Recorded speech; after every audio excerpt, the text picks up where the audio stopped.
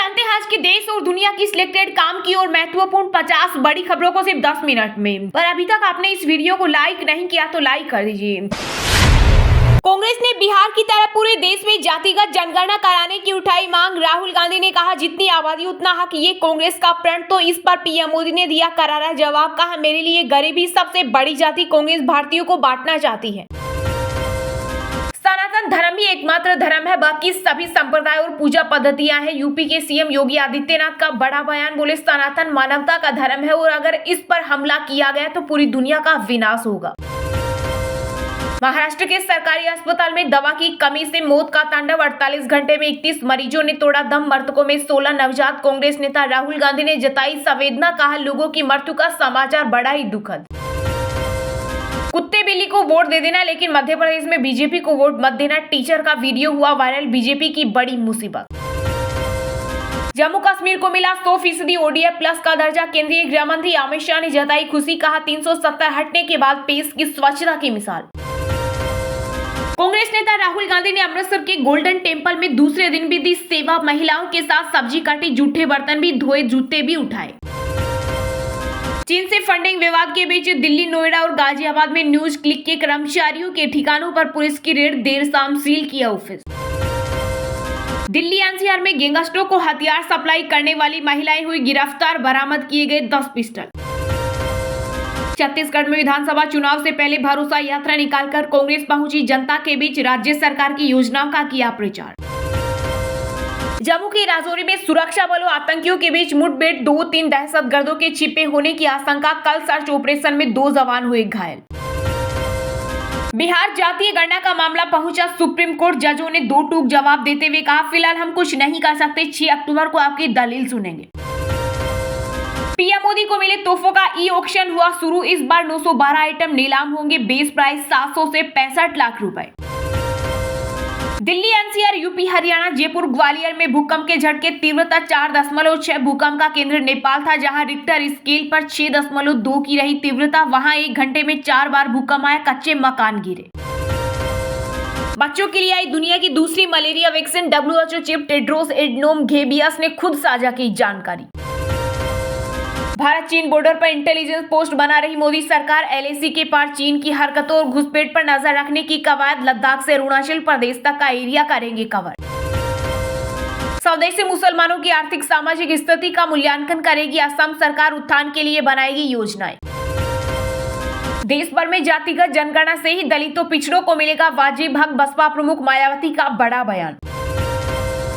विश्व बैंक ने असामान्य मानसून और क्रूड की कीमतों में तेजी के बाद बढ़ा महंगाई दर का अनुमान। 6.3% रह सकती है GDP। चंद्रयान 3 का मिशन हुआ खत्म। गहरी नींद में सो गया प्रज्ञान रोवर। अब प्रोपल्शन मॉड्यूल से इसरो को आखिरी उम्मीद। ई सिगरेट रखना पड़ेगा, भारी उल्लंघन करने वालों पर होगा एक्शन। केंद्रीय स्वास्थ्य मंत्रालय ने शुरू किया ऑनलाइन पोर्टल।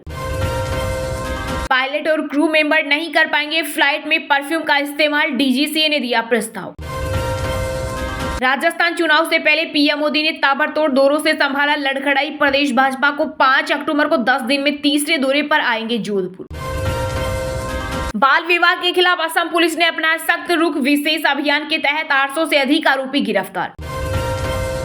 वायुसेना के बेड़े से होगी MiG-21 की विदाई। तेजस की जगह लेगा LCA Mark 1A। भारतीय वायुसेना के प्रमुख एयर चीफ मार्शल वीर चौधरी ने दी जानकारी। कांग्रेस नेता राहुल गांधी ने ट्रेन सफर का वीडियो किया शेयर। कहा छोटी सी रेल यात्रा में दिखी भारत की झलक।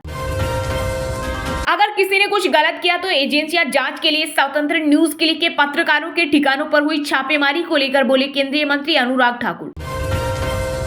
बीजेपी सांसद तेजस्वी सूर्या ने विपक्षी गठबंधन इंडिया पर साधा निशाना। बोले विपक्षी दलों का साथ आना नेवले और सांप के साथ आने जैसा है। अंतरिक्ष यात्री कल्पना चावला के पिता का निधन। बेटी के नाम पर बने अस्पताल में हुआ देहदान। डोमिनिकन रिपब्लिक की उपराष्ट्रपति 3 दिवसीय यात्रा के लिए पहुंची भारत। राष्ट्रपति द्रौपदी मुर्मू से करेंगी मुलाकात। राजस्थान में टिकट देने से पहले कांग्रेस का बड़ा दाव। धर्म गुरु और पदक विजेताओं को टिकट देने पर विचार कर रही गहलोत सरकार। 8 अक्टूबर को वायुसेना दिवस पर प्रयागराज में होगा एयर शो। आसमान में दिखेगा 100 से ज्यादा विमानों का दम। सिंचाई से लेकर लाडली बहना योजना तक मध्य प्रदेश के मुख्यमंत्री शिवराज सिंह चौहान ने गिनाई राज्य सरकार की उपलब्धियां। भारतीय मौसम विभाग ने 6 अक्टूबर तक कई राज्यों में मूसलाधार बारिश के जताए आसार, आंधी तूफान को लेकर जारी किया अलर्ट। बिहार के सीएम नीतीश कुमार ने बीजेपी और एनडीए को जेडीयू तोड़ने की दी चुनौती, कहा हिम्मत है तो करके दिखाएं। सीएम योगी के सनातन वाले बयान का कांग्रेस नेता उदित राज ने किया पलटवार, कहा ये लोग हमें इस मुद्दे पर मूर्ख बना रहे और सनातन धर्म के नाम पर जनता से वोट हासिल करने की फिराक में है।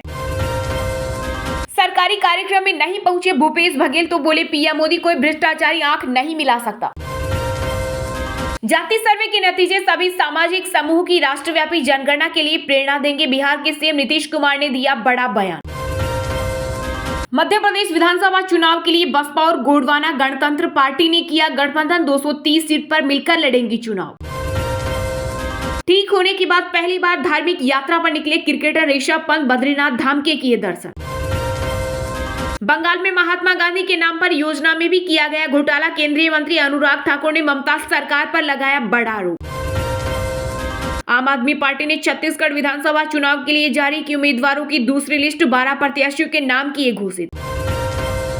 2030 तक मार्ग दुर्घटना को आधा करना चुनौतीपूर्ण, वर्ल्ड रोड कांग्रेस की 27वीं बैठक में बोले केंद्रीय मंत्री नितिन गडकरी। राजस्थान में योग्यता के आधार पर मिलेगा कांग्रेस का टिकट, कार्यकर्ताओं के दम पर फिर बनाएंगे सरकार, पूर्व डिप्टी सीएम सचिन पायलट ने किया बड़ा दावा। पीएम मोदी ने छत्तीसगढ़ को दी 26,000 करोड़ की बड़ी सौगात, जातिगत जनगणना की मांग करने वालों को दिया करारा जवाब, कहा मेरे लिए गरीबी सबसे बड़ी आबादी। एशियन गेम्स में नेपाल की पुरुष क्रिकेट टीम को मात देकर सेमीफाइनल में पहुंचा भारत, मैच के दौरान भारतीय बल्लेबाज यशस्वी जायसवाल ने जड़ा शानदार शतक। बिहार में किंग मेकर होंगी छोटी जातियां, मुस्लिम स्वर्ण का बदलेगा पैटर्न, जातिगत जनगणना से बनेंगे नए समीकरण। भारत कनाडा विवाद के बीच सरकार का बड़ा फैसला, कुल 62 राजनयिकों में से 40 को वापस बुलाने का दिया आदेश। मंगलवार को लाल निशान के साथ बंद हुआ शेयर बाजार, सेंसेक्स 316 अंकों की गिरावट के साथ 65,512 पर हुआ बंद, वहीं निफ्टी 109 अंक फिसलकर 19,528 पर हुआ बंद। पीओके में बगावत की आवाज से डरा पाकिस्तान, बलूचिस्तान से लेकर खैबर पख्तूनख्वा तक उठी आजादी की मांग। तेलंगाना में मोदी की चुनावी सभा, कहा एक गुजराती बेटे पटेल ने आपको आजादी दिलाई, अब दूसरा गुजराती बेटा विकास के लिए आया है।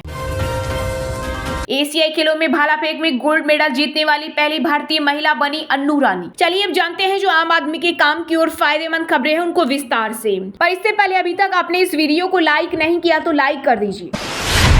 कांग्रेस ने बिहार की तरह पूरे देश में जातिगत जनगणना कराने की उठाई मांग, राहुल गांधी ने कहा जितनी आबादी उतना हक, ये हमारा प्रण। जी हां, कांग्रेस नेता राहुल गांधी ने बिहार में हुए जातीय सर्वे के आंकड़े जारी होने पर एक बार फिर पूरे देश में जातिगत जनगणना का मुद्दा उठाया है। उन्होंने कहा कि बिहार की जातिगत जनगणना से पता चला है कि वहां ओबीसी, एसटी, एससी 84% है। इधर केंद्र सरकार के 90 सचिवों में सिर्फ 3 ओबीसी है, जो भारत का मात्र 5% बजट संभालते हैं। राहुल गांधी ने कहा कि इसलिए भारत के जातिगत आंकड़े जानना जरूरी है, जितनी आबादी उतना हक, ये हमारा प्रण है। वहीं कांग्रेस महासचिव जयराम रमेश ने कहा कि बिहार सरकार ने अभी राज्य में कराए गए जाति आधारित सर्वे के नतीजे जारी कर दिए हैं। इस पहल का स्वागत करते हुए और कांग्रेस सरकारों द्वारा कर्नाटक जैसे अन्य राज्यों में इसी तरह के पहले के सर्वेक्षणों को याद करते हुए भारतीय राष्ट्रीय कांग्रेस अपनी मांग दोहराती है कि केंद्र सरकार जल्द से जल्द राष्ट्रीय जाति जनगणना कराए। यूपीए 2 सरकार ने वास्तव में इस जनगणना के कार्य को पूरा कर लिया था, लेकिन इसके नतीजे मोदी सरकार ने जारी नहीं किए। सामाजिक सशक्तिकरण कार्यक्रमों को मजबूती प्रदान करने और सामाजिक न्याय को आगे बढ़ाने के लिए ऐसी जनगणना आवश्यक हो गई है।